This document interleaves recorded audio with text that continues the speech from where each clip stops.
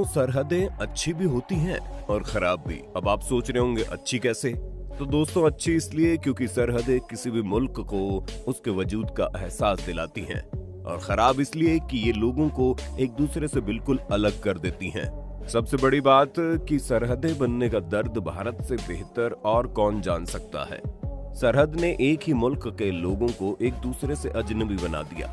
जहां बंटवारे की लाइन खींची गई, वहां के आधे लोग एक तरफ और आधे लोग दूसरी तरफ के हो गए। कुछ लोगों को बांट दिया जाता तो समझ आता। इस बंटवारे के चक्कर में एक ही परिवार के आधे लोग पाकिस्तान में रह गए और बाकी के लोग भारत में, और देखते ही देखते आधे हिंदुस्तानी से भारतीय और बाकी के पाकिस्तानी हो गए। सरहद पार की जिंदगी कैसी होती होगी उसका अंदाजा लगाना बहुत ज्यादा मुश्किल है, क्योंकि दो देशों के बीच आपकी एक नादानी कितनी भारी पड़ सकती है ये हम सबको पता है। आज हम आपको इस वीडियो के माध्यम से बताएंगे भारत के कुछ सीमावर्ती इलाकों के बारे में, जो एक समय में भारत के ही हुआ करते थे, लेकिन आज वो पाकिस्तान का हिस्सा बन गए हैं। आखिर कैसे जीते हैं यहाँ के लोग, कैसी होती है इनकी जिंदगी, ये सब आपको बताएंगे। लेकिन उससे पहले हमारी मेहनत के लिए वीडियो को ढेर सारा प्यार दें, और ऐसी और इंटरेस्टिंग वीडियो के लिए चैनल को सब्सक्राइब करना ना भूलें। चलिए शुरुआत करते हैं आज की वीडियो की। दोस्तों इस वीडियो में आप जो गांव देख रहे हैं ये बॉर्डर के बिल्कुल पास है। दरअसल दोस्तों ये पाकिस्तान का इलाका है और ये गांव भारत और पाकिस्तान के जीरो बॉर्डर लाइन पर मौजूद है। शायद आपको इसके बारे में ना पता हो दोस्तों, पर जब इन सरहदों को बांटा जा रहा था तब इन हिस्सों को भी नहीं छोड़ा गया। आप जानकर हैरान रह जाएंगे दोस्तों कि इस गांव का बंटवारा कुछ ऐसे हुआ था कि लोगों को पता ही नहीं चला कि कब यह हिस्सा पाकिस्तान का बन गया। दोस्तों असल में पंजाब का बहावलपुर गांव है और इसी गांव के बहुत ही नजदीक कंटीले तार लगे हुए हैं जो कि भारत है, और भारत के पंजाब साइड हमारा आखिरी गांव है बीकानेर। एक वक्त में ये बहावलपुर गांव भारत का हिस्सा हुआ करता था। बता दें 1947 का वक्त तक इन सभी इलाकों में एक जैसी बोलचाल, धर्म और संस्कृति हुआ करती थी, और आज देखिए 74 साल बीतने के बाद आज ये बिल्कुल ही बदल चुका है। आप वहाँ के लोगों को देखकर ही बता सकते हैं कि हमसे अलग है, क्योंकि वहाँ की बोली हो, पहनावा हो या कुछ और, दोनों में बदलाव बिल्कुल साफ नजर आता है। इस वीडियो में जो आप घर देख रहे हैं वो बहावलपुर गांव का घर है। ये घर अब भी मिट्टी के बने हुए हैं और इसका कारण है मिट्टी से इन लोगों का लगाव। दोस्तों सबसे ज्यादा खुशी की बात तो ये है कि इन लोगों के मन में भारत को लेकर कोई भी मनमुटाव या लोगों के खिलाफ कुछ मैल उनके मन में है ही नहीं। जी हाँ दोस्तों, ये लोग खुद ही उस बंटवारे वाले पल को याद करके भावुक हो जाते हैं। दोस्तों वीडियो में जिस घर को आप देख रहे हैं उसे पशुओं के गोबर से लीपा जाता है। बहावलपुर गांव के लोग आज भी बहुत ही सादा जीवन व्यतीत कर रहे हैं। आप अगर वहां जाएंगे तो इस गांव में आपको लगभग हर घर में ऊंट और बकरियां देखने को मिलेंगी ही। और दोस्तों हो भी क्यों ना, अब रेगिस्तान में इन्हीं जानवरों के जरिए ही अपनी जिंदगी को आसान बनाया जा सकता है। आज लगभग 74 साल के बाद भी बहावलपुर गांव में अभी भी ऐसे लोग जिंदा हैं जिन्होंने इस बंटवारे को होते हुए अपनी आंखों से देखा था। वहीं कुछ लोग ऐसे भी हैं जिन्होंने इस बंटवारे के बारे में अपने पूर्वजों से सुना था। वो लोग बताते हैं कि बंटवारे के पहले इस जगह पर बहुत ही ज्यादा अपनापन था। लोग बड़े प्यार से और आराम से मिलजुल कर रहते थे, लेकिन उस एक काली रात की वजह से पूरा का पूरा माहौल बिल्कुल बदल गया। ये लोग बताते हैं उस वक्त स्थिति कुछ ऐसी थी, इन्हें भी गांव छोड़कर जाना पड़ा था। पर जब कुछ दिनों बाद जब हालात सुधरे तो ये लोग वापस अपने गांव को आ गए। आते भी क्यों नहीं, इनका घर जो वहीं था। दोस्तों आपकी जानकारी के लिए बता दें ये इलाका पूरी तरह रेगिस्तानी है। आप कभी बॉर्डर के पास जाएंगे तो आप देख पाएंगे कि यहाँ लोग आपको जीरो लाइन बॉर्डर के बिल्कुल पास में ही बकरियां चराते हुए दिखेंगे। वैसे इस जगह पर बकरियां चराने पर तो पाबंदियां नहीं है, पर अगर गलती से भी ये जीरो लाइन किसी ने क्रॉस कर दी तो उसके बाद उसका क्या अंजाम होता है, इस बात से हम सभी अच्छी तरह से वाकिफ है। दोस्तों जीरो लाइन से महज थोड़ी ही दूर यानी पाकिस्तान की ओर से भी हमारा भारत बॉर्डर बिल्कुल साफ दिखता है। आप बॉर्डर से ही साफ लोगों को फार्मिंग करते हुए देख सकते हैं। आपकी जानकारी के लिए बता दें ये दोस्तों जीरो लाइन से लेकर कंटीले तारों तक जो हिस्सा है वो भारत का है।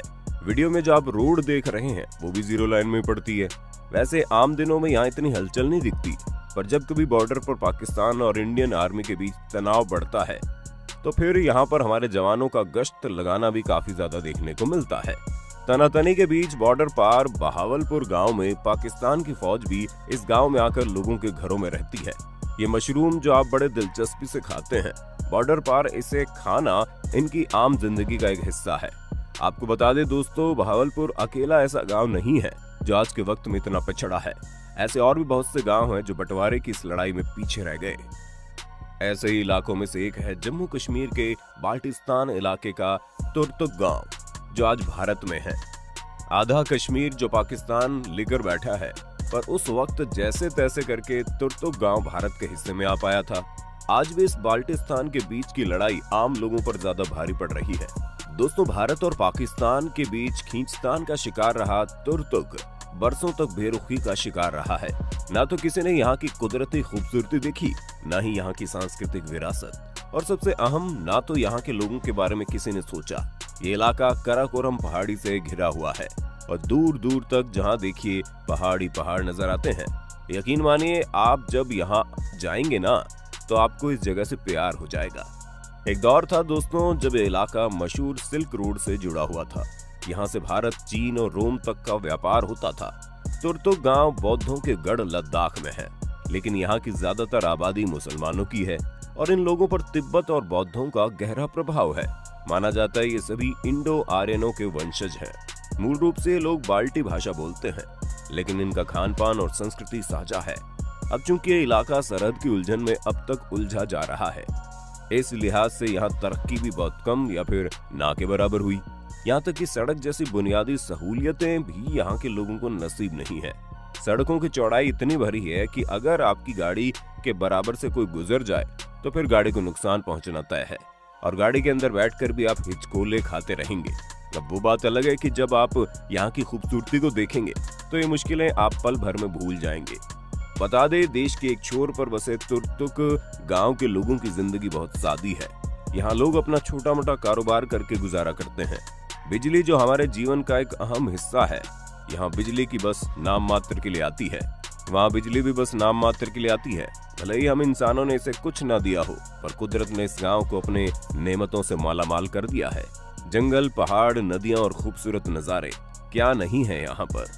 दोस्तों, 1971 से जब भारत और पाकिस्तान का बंटवारा हुआ तो तुर्तुक भारत का हिस्सा बना। एक ही परिवार के आधे लोग हिंदुस्तान आ गए और आधे लोग पाकिस्तान में ही रह गए। हालांकि भारत की सरकार ने ऐसे परिवारों के लिए रास्ता भी बनाया कि वीजा देकर लोग पाकिस्तान जा सकते हैं और अपने रिश्तेदारों से मुलाकात कर सकते हैं। लेकिन इन सब में एक तो पैसा बहुत खर्च होता है और कागजी कार्रवाई बहुत ज्यादा लंबी होती है, जो आम लोगों के बस की बात नहीं है। आप जानकर हैरान रह जाएंगे, यहाँ ना तो किसी के पास मोबाइल फोन है, ना ही सोशल मीडिया। लोग पेन ड्राइव में अपने वीडियो खत बनाकर एक दूसरे को भेजते हैं। आज भी एक दूसरे से मिलने की तड़प हमेशा इनमें बनी रहती है। कहते हैं ना, जुदाई के दर्द की शिद्दत को शायद वही लोग महसूस कर पाते हैं जो कभी किसी अपने से बिछड़े हो। एक दौर था जब तुर्तुक के लोग कहीं नहीं जाते थे और ना ही यहाँ कोई आता था, लेकिन अब देखिए तुर्तुक सैलानियों की पहली पसंद बन चुका है। भारत सरकार ने इसके पीछे बहुत मेहनत की है। दूर दूर से लोग यहाँ सुकून के पल गुजारने आते हैं। अगर देखा जाए तो यहाँ की संस्कृति ने पहले भी कभी किसी सरहद को नहीं माना था। वो अलग बात है कि यहाँ सियासी झगड़ों ने दीवारें खींच दी, पर अब तुर्तुक भारत का हिस्सा है और यहाँ की खूबसूरती काबिले तारीफ है। बात चाहे इस पार के लोगों की हो या उस पार के लोगों की, दोनों में से कोई नहीं चाहता कि लड़ाई हो। सरकार के सियासी झगड़ों में आम आदमी पिसता चला जा रहा है। खैर, आप इस बारे में क्या सोचते हैं कमेंट बॉक्स में जरूर बताइए। वीडियो पसंद आई तो वीडियो को लाइक और अपने दोस्तों में शेयर जरूर करना, और अब तक चैनल को सब्सक्राइब नहीं किया तो फटाफट चैनल को सब्सक्राइब भी कर लो।